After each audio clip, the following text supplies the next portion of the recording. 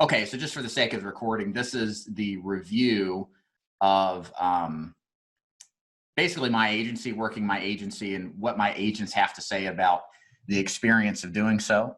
So what I'm going to do in this video is just go over the details of what was covered and kind of relay some commentary to my agents watching this in an effort just to help where I can and show maybe some ways, uncover some ways I can improve in my agency, and just to give you kind of an overall perspective of what people are saying. So here's the survey here. One more thing here. There we go. And again, if you got questions, let me pull up my chat box here. Give me a second so you can feel free to ask throughout. So the first question I asked on the survey was, on a scale of 1 to 5, 1 being the worst and 5 being the best, how would you score your experience overall being a part of David's agency? So one person said a 3, everybody else said a 4 or 5. So hopefully that's a good thing. I'm always striving to become a perfect score. So thank you guys for that feedback, and the continuing feedback. We'll kind of get into more detail here. So I asked also, for those who didn't score this a 5, what I could do to make it a 5. So again, my goal is to be the best. My goal as an agency never was to be the biggest or have the highest level of production. I wanted this agency of mine to be just an incredible resource for those agents to the best of my capability. I want to be the best relative to everybody else. Size doesn't matter with me, just being the best does. So I wanted to know, if I fell short of a 5, why that was the case and what I could do to be better. So I'm actually going to go through each of these points here and elaborate where necessary. So again, hopefully I've read a few of these, not all of them. So somebody warn me if there's something you said you don't want to be shared public, but nobody's name's attached to this, so that's fine. So first point here is more like I am an integral part of the team. So I appreciate this feedback, because this is something that has been really difficult for me to do. I think part of it is the nature of the agency that I run, and I think part of it also is the time that we're in. So I would have to understand, what does integral mean? Do you feel like you're not a part of a community? Do you feel like there could be more community than there is? Well, again, I mentioned a second ago, the essence of the business, the agency I run, is it's virtual in nature. So I'm here in my house, doing my thing on camera. So are you. There's no centralized location, satellite offices, et cetera. And what I've always felt, to a certain extent, is that when everything's done virtually, what I think is sacrificed is a traditional camaraderie that you would have between fellow coworkers, right? And I think that's a very valuable thing. Obviously, I think face-to-face facilitates more of a closer relationship. And one of the things that I wanted to do this year, as you guys who were in attendance earlier in February, I actually held my very first group agency meeting. And believe it or not, it was the first one in my entire agency. Like, I've been doing this 6 years and never had a group agency, but it dawned on me late, but at least it did dawn on me, I guess is what I'm trying to say, that face-to-face training, get-togethers are so important. And I've really dropped the ball on really emphasizing that in my agents. I think part of the reason I'm kind of an introvert and kind of a lone wolf by personality type, so kind of let my natural biases maybe deter me from the direction I should go despite that. So that first meeting was really an attempt to fix it. And I came out of that realizing, man, that was great. I got to meet my agents. We all had fun together, learned some stuff. And my next goal was to really just ramp that up and do, and this is my plan ultimately, these kind of meetings on a regular monthly basis, but also do some travel get-togethers. So if agents can't make the trip into Chattanooga, to go see them kind of in a closer proximity. But all that came to a screeching halt when coronavirus decided to go haywire and bonkers. So I'm kind of at the mercy to that. And I think whoever posts that, again, I appreciate it. No hard feelings or anything. I think that will be better once the environment allows to facilitate some face-to-face. I do also invite you guys, please. The reason I send out those reminders every Saturday to speak with me one-on-one is that I encourage that. I want that. I want you to be an integral part of the team. You got to set the appointment, though, so the initiative is on your behalf to do so. So, and for anybody that feels like that, you want to email me privately or feel free to talk on the chat here. I'm definitely open-minded in ways I can make you a more part of something. Again, I apologize that this whole thing is kind of, the coronavirus has put a halt to that, but it's something I'm extremely committed to. Once this gets passed, I'm all in on doing what I think the face-to-face side of things is going to be more meaningful, that I think is really lacking at this point, unfortunately. Would like a bigger network of people to work with. You're great, but cannot be everything to everybody. Yes, I do. Well, yes, I can. Just kidding. No, I agree with you. That's what I was trying to say. One of the things I would recommend doing here is, I think the GroupMe really facilitates an ability to expand your network. So if you're not on the GroupMe, if you go into the training website, look at the top, it's under like group community or something like that. Join that group because it's a very supportive group. Everybody in there is happy to help. People share victories, people share their struggles, people ask questions, get answered. And I think by doing that, you can network with other people, speak to them privately. Maybe you find somebody who's local to you that's also part of the agency. You guys could go on ride-alongs or pair together on some level. I would highly recommend, and not everybody is in that group, so that's why I'm kind of promoting it here.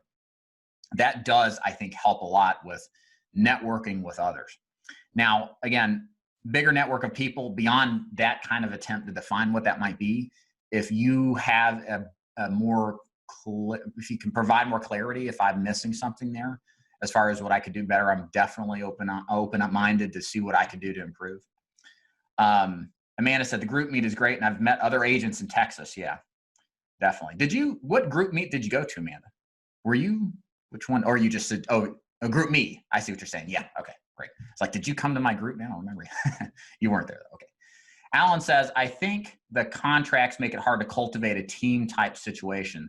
Why the high contracts don't allow you to spend the money to cultivating a hand-holding type of infrastructure.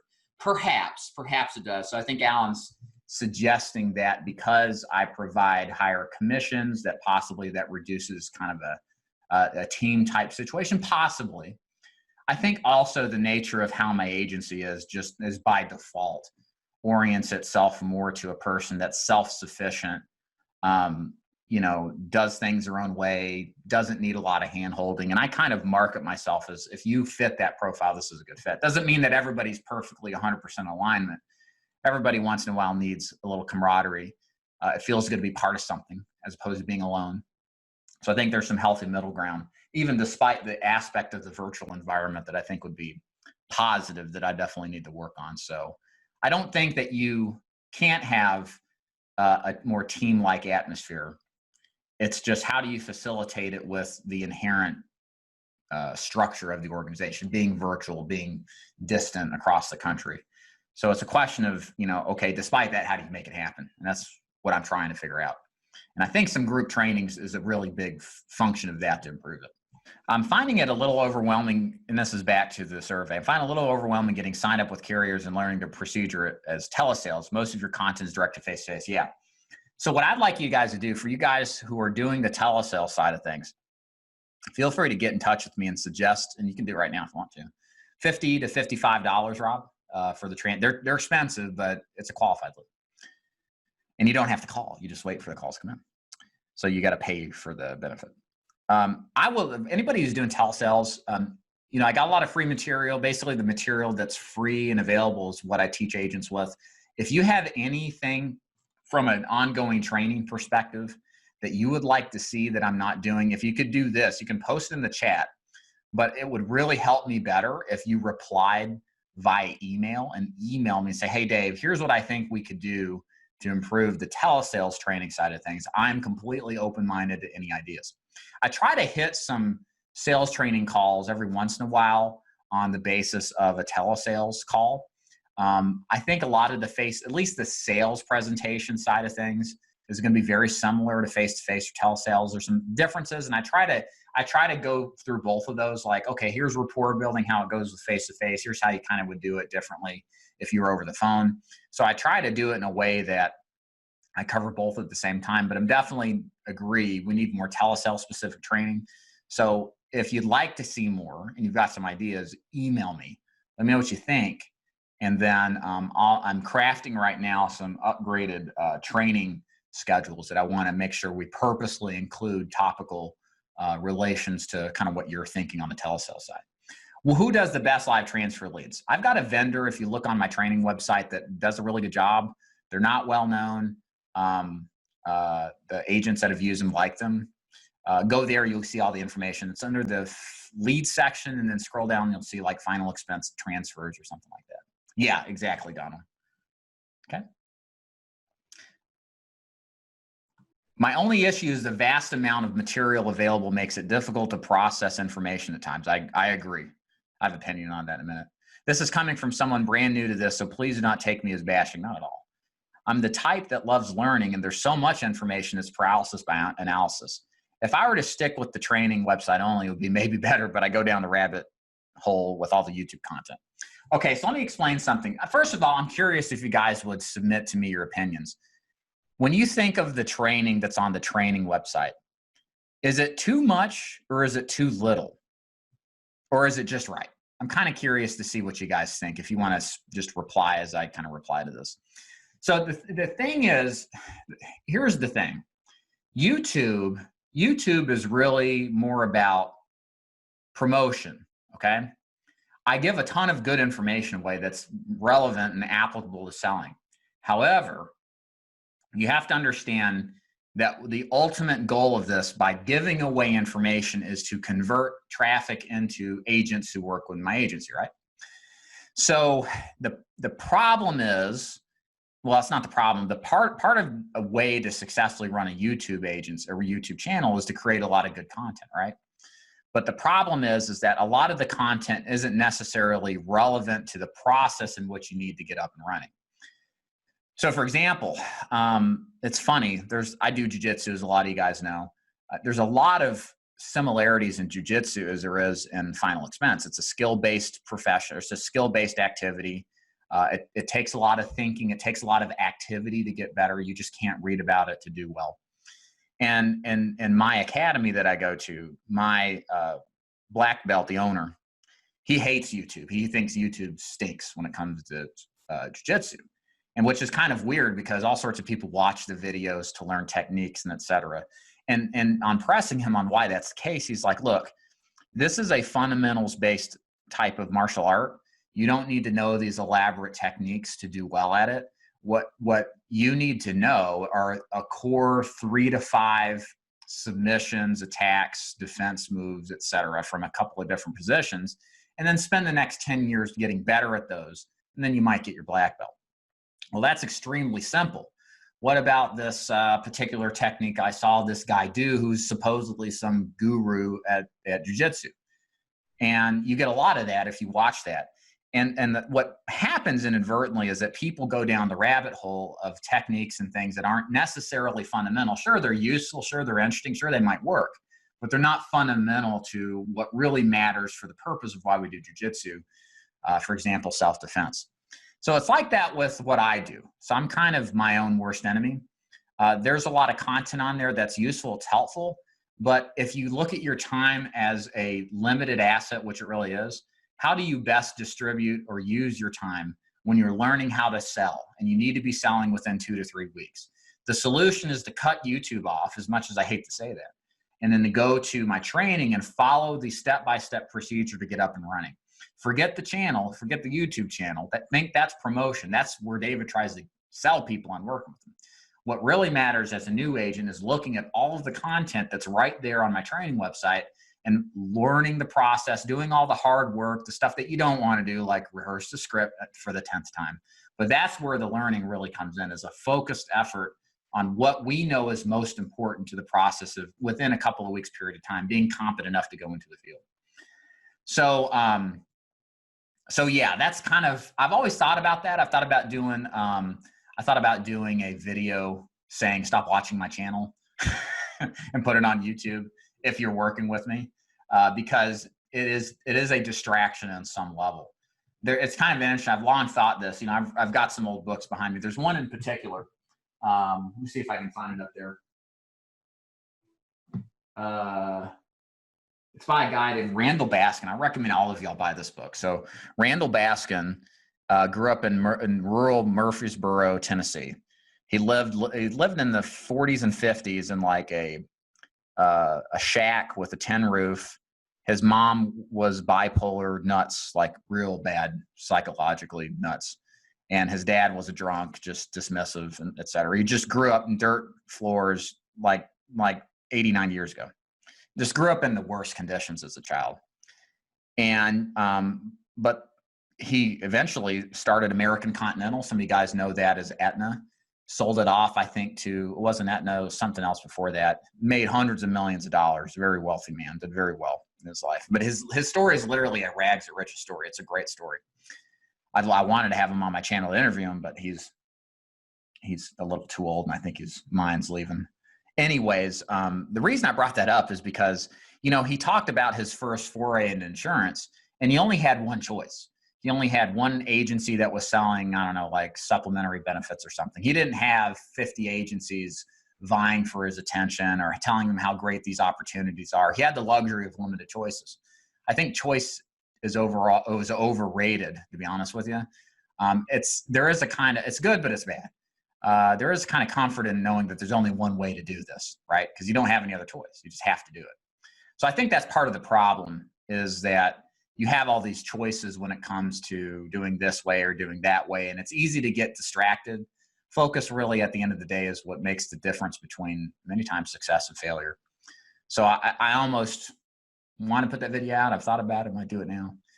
It's really important to focus and know where to spend your time. All right.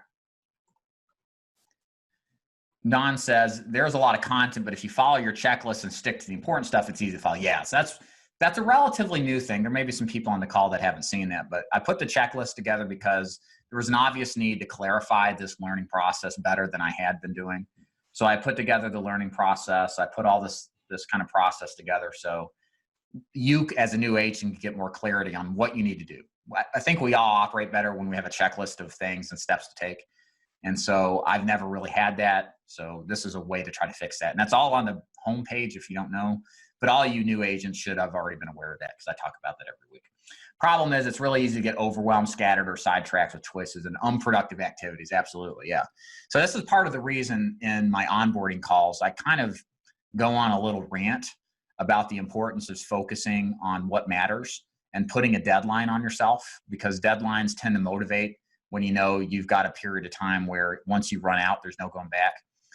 It's so easy to get distracted by all sorts of things. And we live in a world full of tempting distractions that aren't going to give us the same dopamine hit like pleasure will. So it takes a level of discipline that's hard.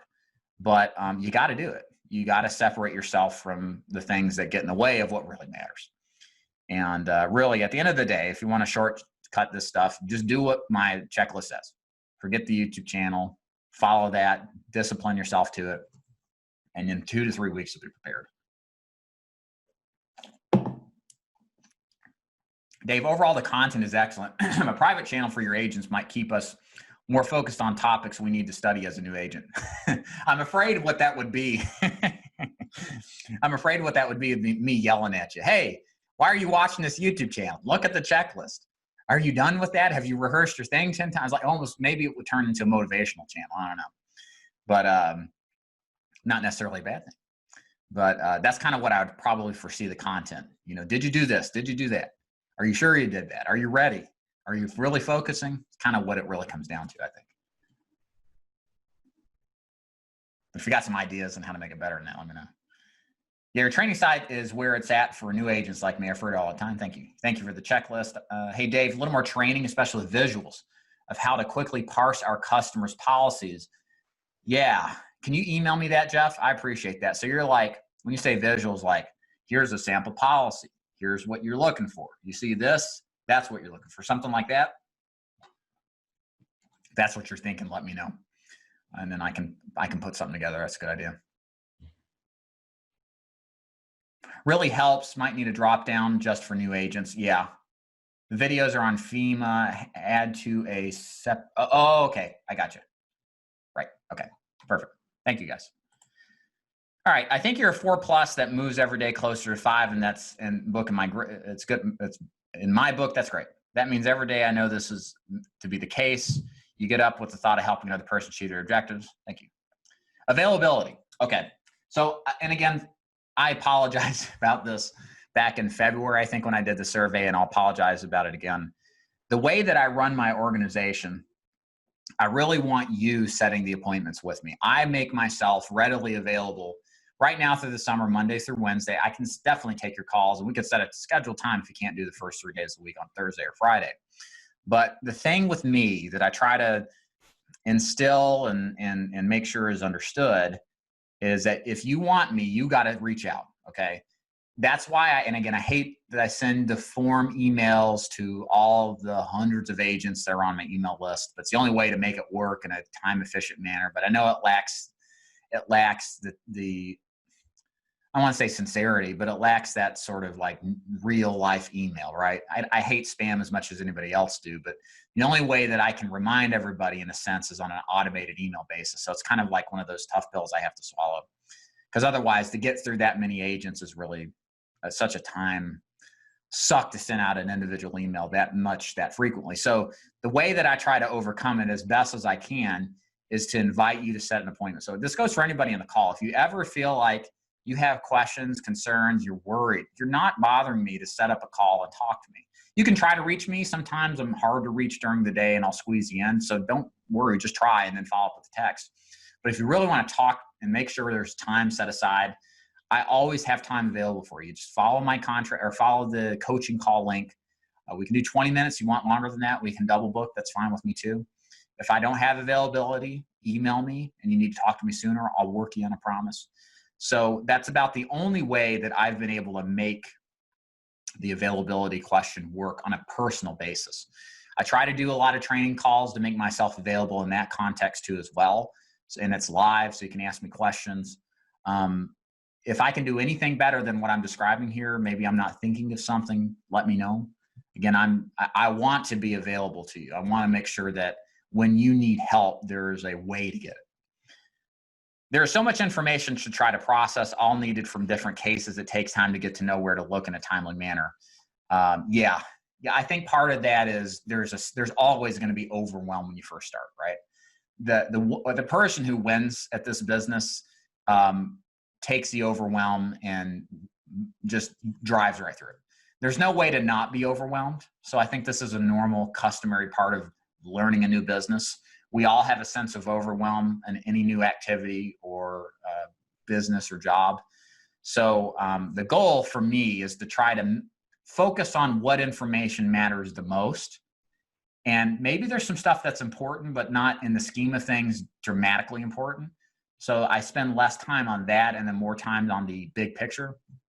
I think there was a criticism here in a minute that I'll get to that kind of goes on that. And I had a conversation with an agent via email on the same subject. So the key thing is to focus on what matters, okay? And what matters to getting started is selling, connecting with your clients, learning your script. That's where you need to spend most of your time. The carriers are important, but not as much. And then the rest, you'll get out there and screw up a few times, but hopefully the goal is to learn from the first mistake, not after you've made the mistake several times, then learn. You want to minimize your mistakes pattern to one and not any more than that. So a lot of this will just come with time. Coming from a multi-level marketing situation has been great. Only problem I have is not having awareness of my demographic. I should have been gone straight to telesales to branch out of this area. It's bittersweet because you brought me back into this and have taught me a lot. That's the only issue that curbed my growth. It was not knowing this area, and saturation has also cost a ton to realize. Yeah, that's probably a very specific criticism. I don't even know it's a criticism myself per se. But the saturation question is an area saturated. Every area is saturated, unless you're working South Dakota, Montana, or something like that. There's likely a bunch of other agents in your area. I have had, it's funny, if you get into a situation like I'm at, you'll have agents that will claim one area is just a big pile of trash, crap, bad people, bad leads, whatever. And then you'll have somebody come in later or whatever, and they do really well. I mean, it's weird. So, it's the saturation thing. Don't get caught up on it. What matters is, do you like the model? Do you feel like you have a a natural flow to it, face-to-face or over the phone. And whatever you're good at or feel good doing is what you should do more of. You should scale that as opposed to the thing you don't like. So if you don't like face-to-face, don't do it. Oops. All right. Group conference call training. So I ask about on a scale, on a scale of 1 to 5, 1 being poor quality, 5 being excellent quality. How would you rate it? Most people, thank you very much, said it was excellent. A few said a 4. So I was going to ask about that. I like them, yet they're a bit squirrely. What's so squirrely about these calls? I don't understand. Is it me? Couldn't be me. Some of you out there probably. So if I knew what that meant, I'd try my best to address that. But I have a feeling that the squirreliness makes this a little bit more fun. I hope so. Sometimes the one I was on ran a bit long. Yeah, I tend to talk too much. So I understand. Okay. So regarding conference calls, David does the following group conference calls: weekly sales call analysis, script role playing, and 3 carrier training. Thank you, David. Please describe any additional regular or once in a while training topics you'd like to see David host. So this is kind of related to my earlier question, like how would you like to see the training expanded or improved? So I think there are several comments about the telesales. So for those of you who posted telesales, I'd really appreciate if you could reply in an email, just tell me like, okay, when you say telesales, what would you like to see that you're not getting now? Or what would you like to see emphasized more that I'm not emphasizing enough now? Once in a while, do a mock start to end presentation like those in your with your hour MIL. I don't know what that means. I know you do other people's sales, but like to see yours. Yes. What I might do, I do that sometimes, maybe once every other month. I haven't in a while, but I might start incorporating some of my own sales presentations. I used to do that more frequently, and I think that would kind of help anyway, to just hear how I actually sell and see how what I teach is actually reflected in a real life sales call. So I might start incorporating those back in every once in a while too. My primary goal with the sales training calls is I want to listen to those agents who have the guts to record themselves and to help them out as much as possible. And then also, give you the opportunity to glean from what are they doing right? How can you reflect on what you can do better from that as well? And I think there's a lot of value in those calls. In fact, those are my favorite training calls to do. But I'll start to, I think the way to do it is to incorporate more of my live training calls or sales calls I've done. I think that would help too. So I'll definitely do that. Do more case studies. Okay. So yeah, I think that's a good suggestion. I actually had an agent say, hey, they saw it when I did and posted to YouTube and really liked it. Would you guys find value in the health kind of underwriting case studies? I can definitely, if you have any specific kind of styles, like I'm assuming we want to see health studies from a standpoint of final expense. If you want to add more context to what else you would like to see, let me know. Like I said, I do not mind a couple of times a month, maybe kind of incorporating that. I think I actually wrote that down to start to incorporate that on some carrier training days, where instead of just reviewing all the carrier training, we actually do case studies. And then I kind of quiz you on some, typical type of situations, and through that process, teach you how to underwrite it. Because I think part of learning this process is also how to do it best, because that sometimes is confusing. What if you have a series of issues, not just one? How do you know how to rate it? Well, that's something I'm realizing recently. So yeah, definitely, I'm going to do more case studies. That's a good one. Once in a while, a personal development talk. How to improve his people and improve our lives in general. A call that builds people. Maybe bring on occasional guest speakers whose talents are in this area. So this is kind of, it's funny. I have always shied away from and I don't want to disrespect the person who says it, because it's not it. But when I think about that, I think of every other organization that's high on multi-level marketing. To me, it's like if it sounds like that, it probably is. And what I always wanted to do is not have that. But that doesn't mean that's not important. I actually had a conversation with a couple of guys that are recruiting with me, and we were talking about this Friday. And you know, I was kind of talking about this too. It's like, I never want to do that rah stuff because it makes me sound like all the rest of them. And I think that's true. However, you know, I think whoever put this is right. I think this does have a place. It's in my mind, what the thing I've kind of thrown the baby out with the bathwater because I didn't want to be perceived as that. But I think it has a place. I think it's important. It's all, I think, in the intent. I think because a lot of the times, invariably with MLM, the goal is to brainwash its victims or its agents into thinking. And so they use this kind of like talk to get you excited, to get you to believe. But they use that as a way to manipulate you into thinking that their 50% contract that's line of authority paid and not direct from the agency is like God's gift from heaven. And I just always despise that because it's clearly in that context used to take advantage of you. And so maybe as an overreach, I didn't want to do that at all, is to stay away from that. But I agree. Yes, occasionally. I think that's the thing. With MLMs, that's all you hear. All you hear is this highfalutin talk and very little skill development. And it comes from the standpoint of how do I improve the interest of the MLM? That's why they do it, not the interest of the agent, in my opinion, at least. So I have to think about that more as far as kind of how to do that and not be kind of faking my way through it too. So I'll get back to you on that. Yeah, thank you. Recruiting new agents. Yeah, definitely. Just thinking a 5-minute rah-rah about a favorite book or motivational speaker before a training or meeting.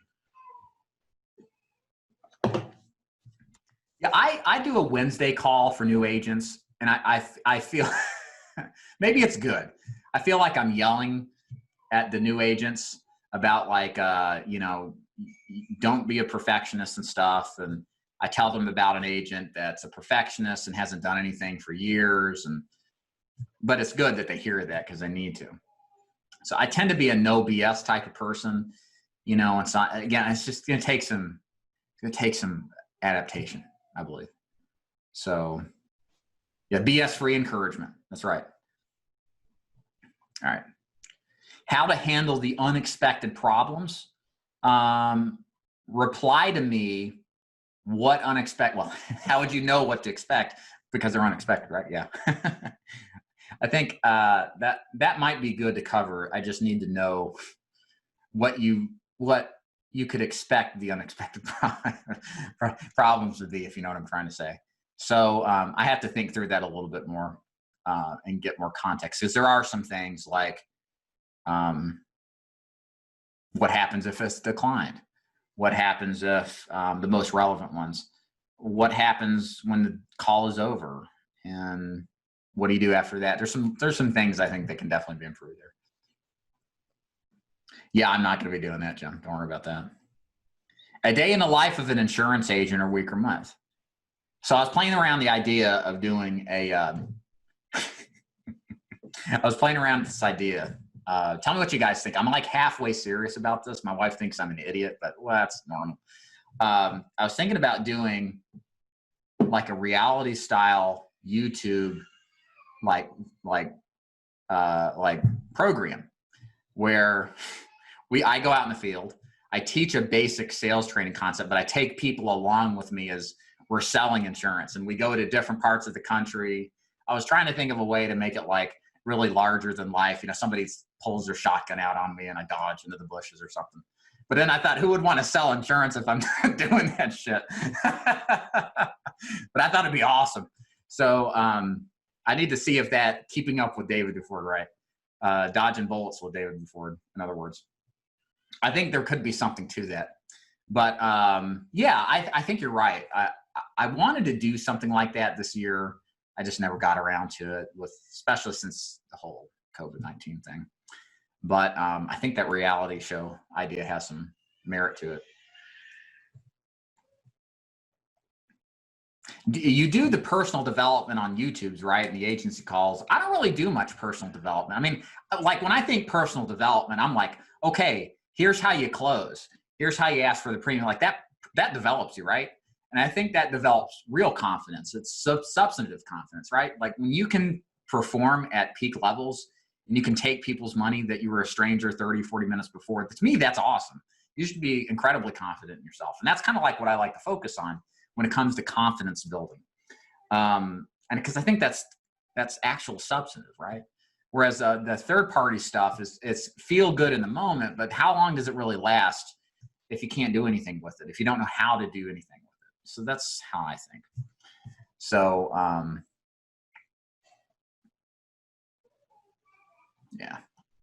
yeah. That's kind of my shtick, confidence from, you get confidence from competence. That's what I'm telling these new agents. It seems to be a good little saying. An occasional session on business analytics. You know what? So I had a couple of agents make good criticism here. I'm going to start incorporating a business management training once, maybe twice a month. And that's going to incorporate how to manage your money, how to manage chargebacks, how to manage your lead flow, how to manage your business post-sale, what happens if the lapse comes in, etc. So I think that's definitely warranted. I don't talk a lot about that. Again, because my mind is I'm focused on how do I get a guy or gal into the field selling something and not contemplating it, but actually doing it.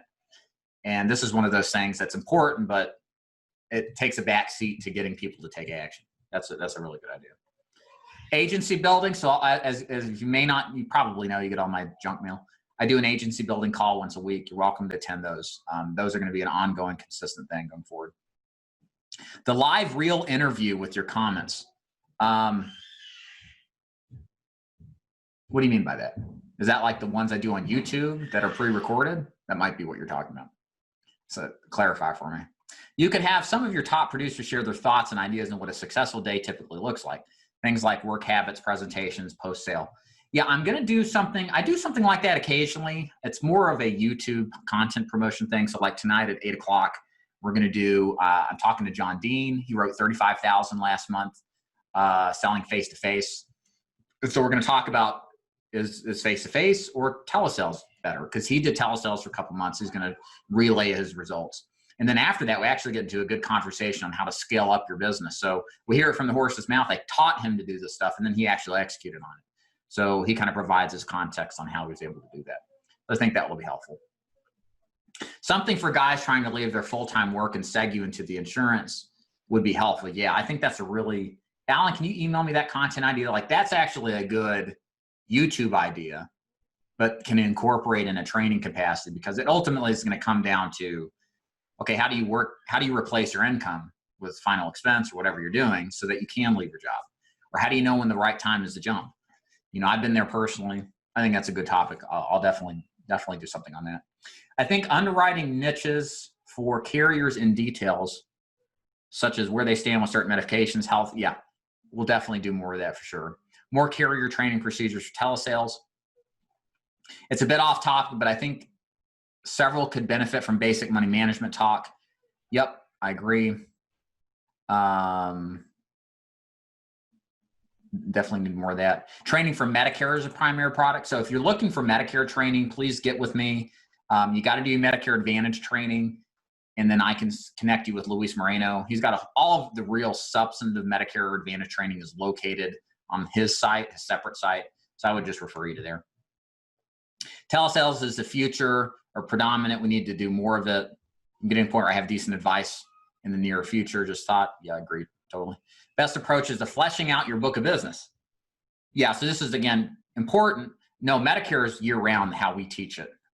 If you're curious about that, we do what's targeting. We target the special election period market.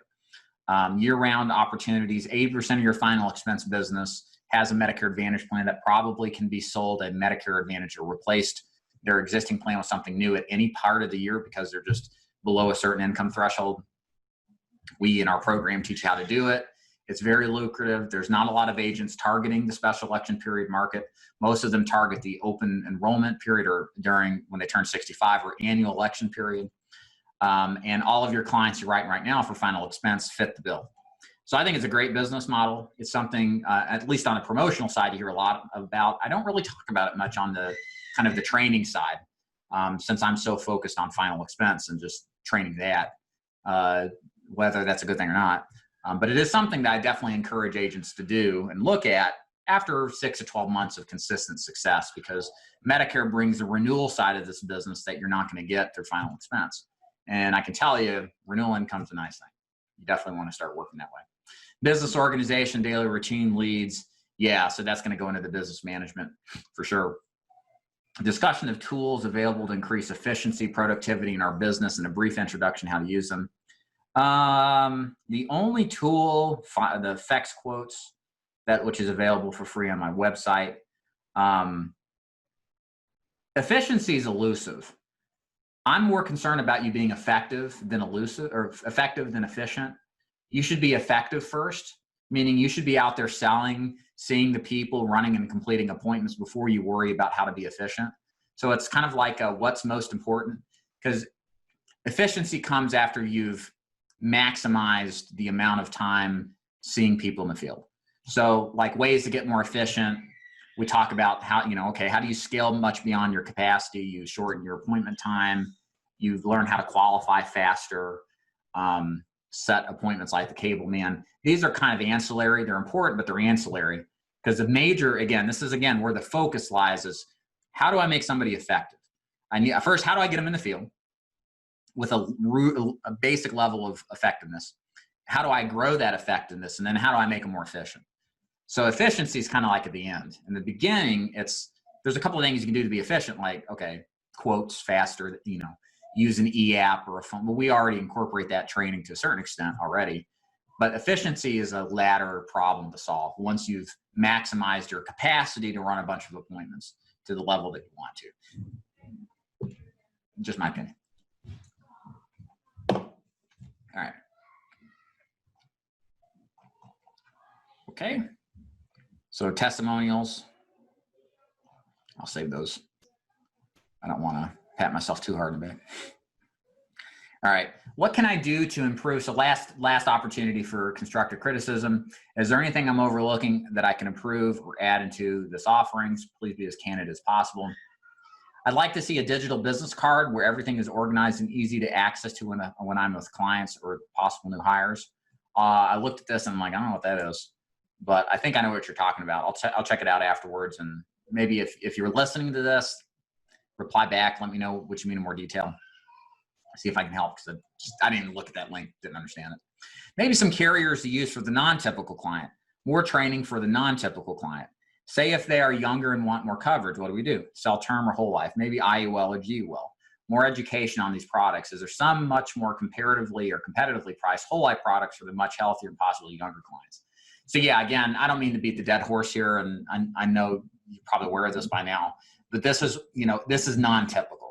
So the question becomes, if I'm with a new agent where most of my time is going to be spent, my time should be spent on the typical, the fundamentals, right? The non-typical doesn't get much attention paid to it because it's non-typical.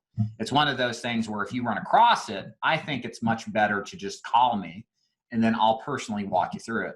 And generally what happens is if I start getting a lot of questions, I know that my perspective is wrong. If I think, oh, it's non-typical, I won't worry about it until it's asked. But if I get it asked a lot, then I turn around and create some content to kind of help address those questions. With that said, I do think that there's a space for a once in a while training on, okay, the rare occasion where you don't write final expense. Here's what you got. Here's some options. Here's where you'd run into them.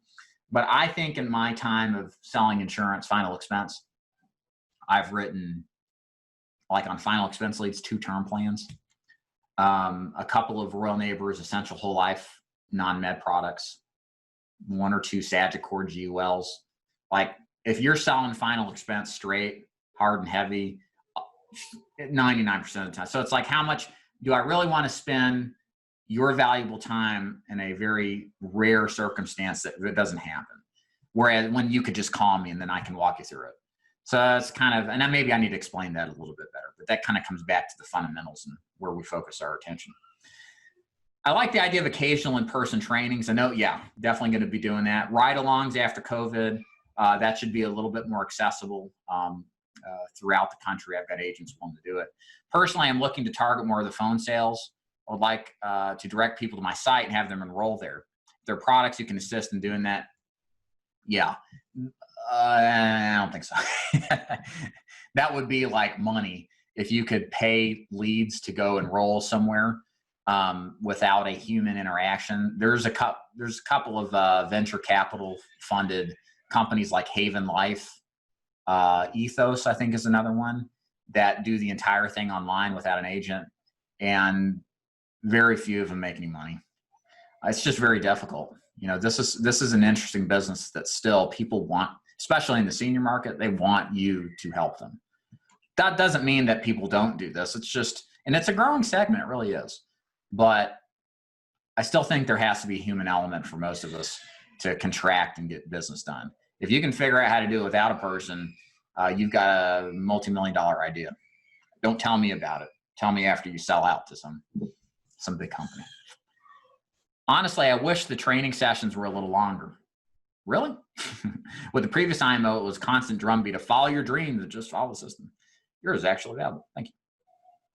Yeah, I try to not be on the, I was a member of an organization that used to have like 2 to 3 hour training calls, and it was just like, oh man, once a week. And I guess again, going back to focus, I think when you give good information, you can reach a point of diminishing effectiveness in delivering the information, and going more beyond an hour becomes a drudgery for a lot of people. So my strategy on the training is to do a lot of them over the course of many days. Like once summer ends, Monday through Friday trainings, different times of the day. If you can't make it, you can come on another day, but you know every day there's something there. And it's for a short enough period of time, you can get some value out of it and then walk away, hopefully improved in some way.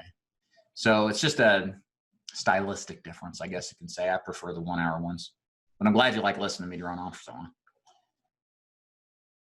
I like to keep doing what you're doing. You continually naturally evolve and innovate as time. Thank you. I do enjoy your excellent and perfect system, Dave. I don't know if it's perfect, but it's close to it. Just kidding. Perhaps create subgroups. So somebody suggested doing a telesales group me. So I'm going to email blast everybody. I'm going to create a subgroup for telesales agents. I think that's a good idea, just for those who are doing telesales to commensurate with other telesales agents. So I'll put that out there too. That'll come later today or tomorrow. One thing I didn't ask is process of submitting business. Do apps get submitted directly? Yeah, so you submit them directly to the carriers. After you do the e-apps or the V-apps, the verbal apps, they go directly to the carrier. You don't have to do anything additional. Show us how to grind better for telesales. Grab a chain, tie yourself to your desk, lock the door, and think of nothing else except dialing. That's really what it comes down to. I would like to know what don't want, what I could get through their personality since I don't talk to them. I don't know. Prosperity for final expense. They always throw back and tell me why they rejected. I would like to know what they want, don't want, what they can. Okay. Yeah. So I'll cover that. I haven't done a core carrier analysis in a couple of weeks, so I'll definitely cover that soon. I don't claim to know enough about selling insurance. Insurance agencies to answer this question. That's okay. I'm going to save that big one for the end. While Cody Askins is great, we need a good inside base of how to produce good leads via Facebook and how to automate everything. I basically taught myself all that. I've had options to go elsewhere that would have accelerated the process, but sticking it out just through loyalty. Thank you. I appreciate that. Yeah, again, it kind of comes back to my perspective on the Facebook thing. I think it's cool. Get yourself some traction first. Don't dispense your limited focus. There's too much distractions already. You can do well enough by buying leads to start with. I'm still new, haven't started selling. I'm ramping up. David is supportive and provides great training. I do think he would benefit from having regularly updated podcasts. Yeah, I stopped doing the podcast. Just didn't sense that anybody's really listening to it. But it's just rehashed content from over the years. Still good, but I might go back to doing that. More emphasis on telephonic sales. I'm trying to shorthand this since I'm already late here. I told you I only get through one of these. I guess I have to do the other one another day. I'm a training fanatic, very impressed. Last comment here. Oh God, there's a lot more. Okay, I think there's more complimentary. Okay. I appreciate the fact, and we'll end here. And if you guys got any questions, comments, feel free to leave them. I appreciate the fact that this agency is not MLM structure and all motivation, rah-rah, and bullshit. I appreciate the blunt truth and your focus on efficiency and training. With that being said, a little more in motivation, encouragement, community building might be effective. I don't get the feel that you really care if we succeed or not. You offer really great training and accessibility to you, which is great. I That's why I rated the agency a 5. Thank you. But past the training and accessibility, it feels like we sink or swim without our own. And David doesn't really care which one we do. It's on us. Now, I understand that's the nature of the beast. I don't know how to exactly address this. I care, but I think at the end of the day, I certainly care. I want you to succeed. That's why I spend so much time on a lot of this. That's why I'm reading this stuff out to everybody. You know what I mean? Because I care about the success of the people that come in that want to apply themselves, especially the ones who not only just get contracted, but buy leads and want to take a leap of faith. Because there's a lot of people that join but never do anything. I care more about those people that do something than those that don't. I do care about those, but not as much as those who do. I think at the end of the day, this all stems back to the reality of the situation that we're in. And I think part of my personality profile too is it really is up to you, you know, and I cannot babysit, and maybe it's not what you're suggesting here, but it's really up to you to succeed or not. And what I never wanted to fall into the trap of is creating an agency that motivates people to go work. To me, that's crazy. If I felt like I had to push somebody out the door to go work or motivate them, I'm going to have to push them at every other step of the way. And the type of energy and effort to expend into that person usually isn't worth it. So I try to start with the agents that are self-motivated, that have a self-discipline to go work, that are somewhat independent and don't need to have the rah-rah. So I know that's not what you're saying, but it certainly isn't a I don't care thing. It's just almost it probably comes off that way to an extent, but I try to mitigate that as much as possible with trying to be accessible to you, to try to be available when you need me and you need help and you've got issues or questions, etc. But it is ultimately up to you.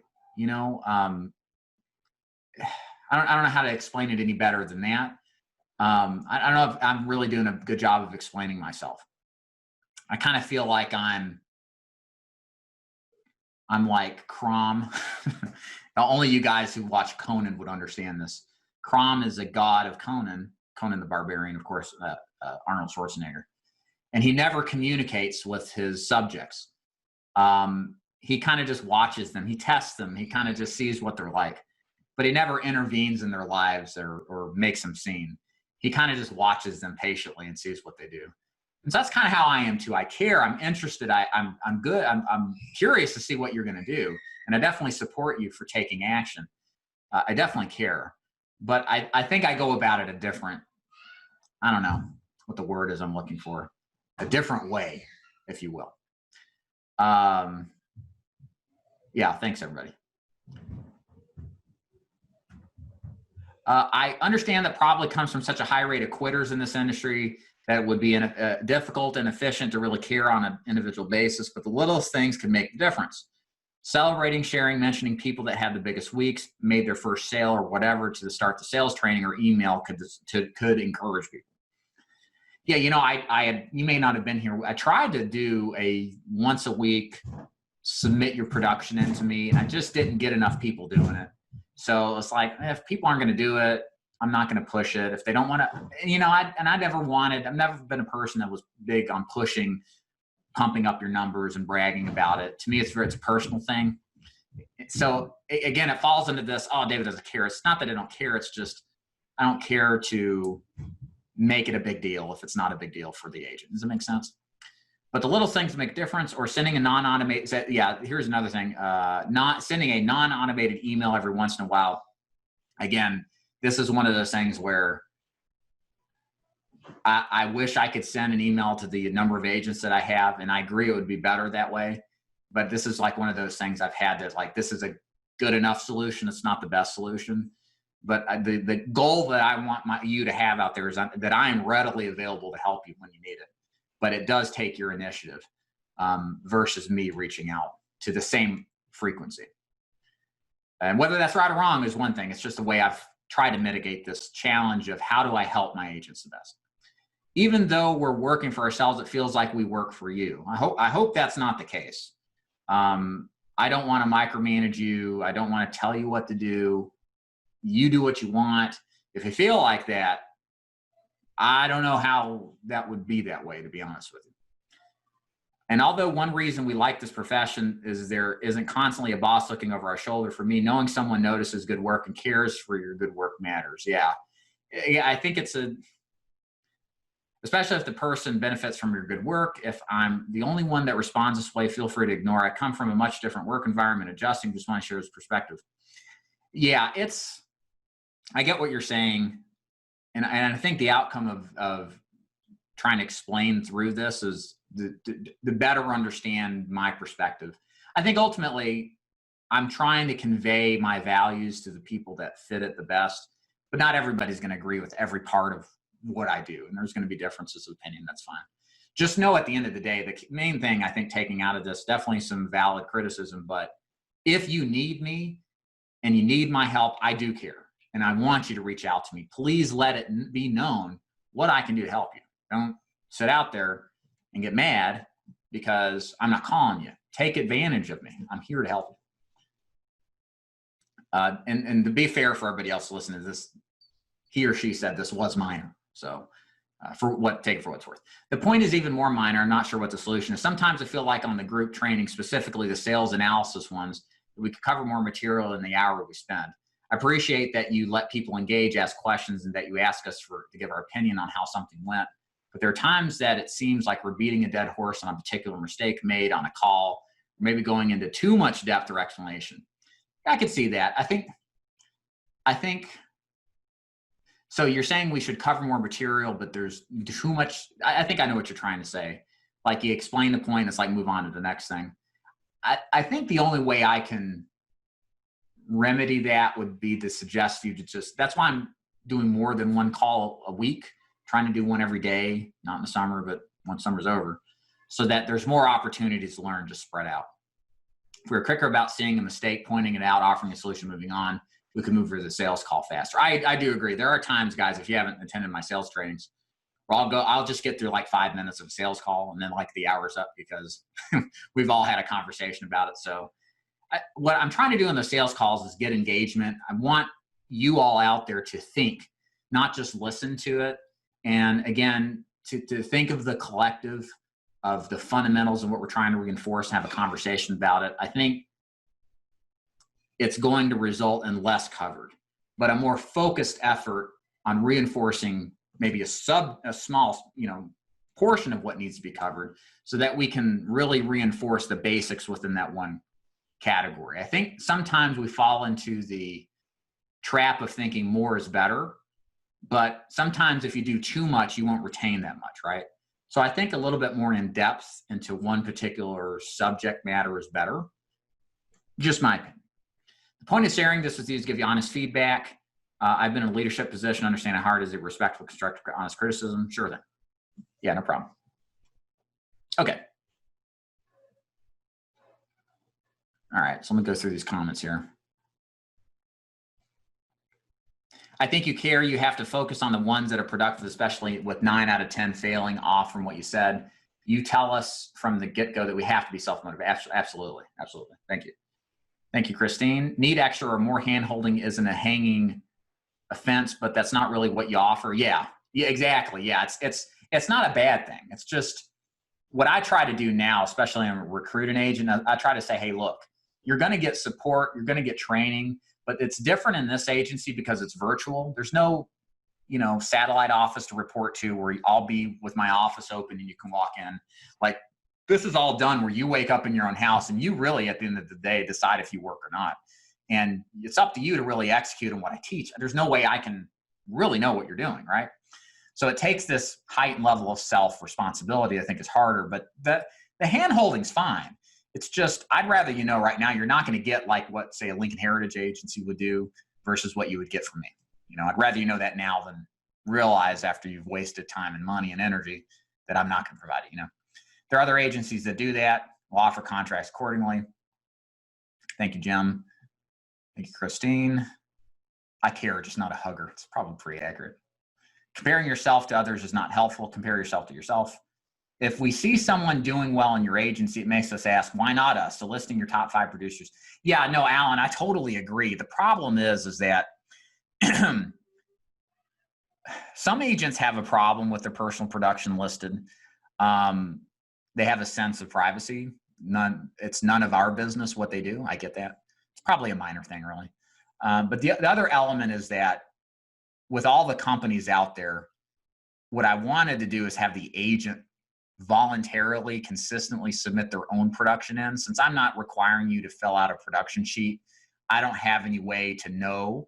So it's a voluntary thing that the agent had to do.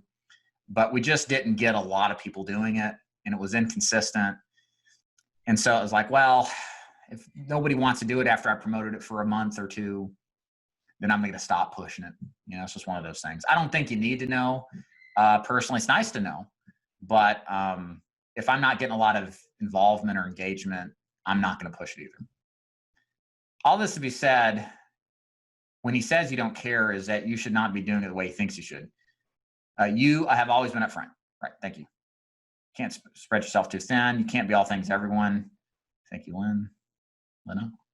Get a motivational coach. I wouldn't take an opinion to heart. We get it. That's okay. All right.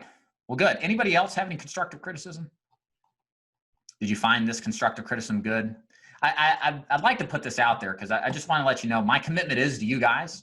I thank you for everything. Without you, I wouldn't be where I am in my life professionally. So I want to make sure what I do provides the best solution, that it does the best that it can. You know, it's in this business, you can't promise results. This isn't about promising results, but it's about promising a commitment, a promise to you to do whatever I can to help you. And I just wanted to share this information with you just so you guys know that I'm out here to try to do the best that I can. And if you see any weaknesses in any of the kind of delivery that I do, if there's anything that I can do better, hopefully you can see throughout this whole thing, I'm not personally offended by any of this stuff. I look at this stuff as an opportunity to get better, because I hear a lot of people, and I don't want to toot my horn too much. Most of the time what I hear from people is, you're great, Dave. Your stuff's awesome. You got great content. And I like that. It's great. But I know it's not perfect. And it's hard to tell someone, get better, do this better. So I'm open to it. You know, I want to be better, and that means being open to constructive criticism. So thank you so much, guys. If you've got, again, the last thing I'll leave you with is that if you want and have ideas for me to fix or improve something, anything you've heard, if you like that idea, send me an email. I'm laughing at Jim. Of course, I've got great taste in music. Maybe that is a constructive criticism that needs to be fixed. But if you got something you want me to improve or fix on, just email me. Please email me, like right now, so that I can make a note. My email is kind of like my running note file, if you will, so that I can take that and then add that to my to-do list and start to make these improvements. So that's why it's there. Okay, a couple other points here. Do you have 30 seconds for carrier questions or Telesales? You shoot me an email because I'm way late on a new agent consultation call. I wanted to get through this. Seeing the AP numbers in a group me is motivational. Yeah, definitely. Really appreciate the transparency. Thank you, Lena. I think your training is great, but maybe interviews with some of your successful agents will help you get perspective on how to practically. Yes, I agree. So I'll be doing a lot more of that starting tonight at 8 p.m. Eastern on my YouTube channel. You can watch me interview John Dean writing 35 grand last month face-to-face. So yeah, check that out. Really good. I'm always looking for ways to come up with some content on YouTube. All right. So I'll leave it there. Thank you guys so much for sitting through this and listening. I'm surprised at how many people did. I guess y'all found this interesting. I was afraid some people would leave and get tired of it. So anyways, thanks again so much for everybody who contributed. Send those emails to me with ideas that you want to see, that you liked hearing, and I'll make my effort to make it done. Okay. Thanks, everybody. See ya.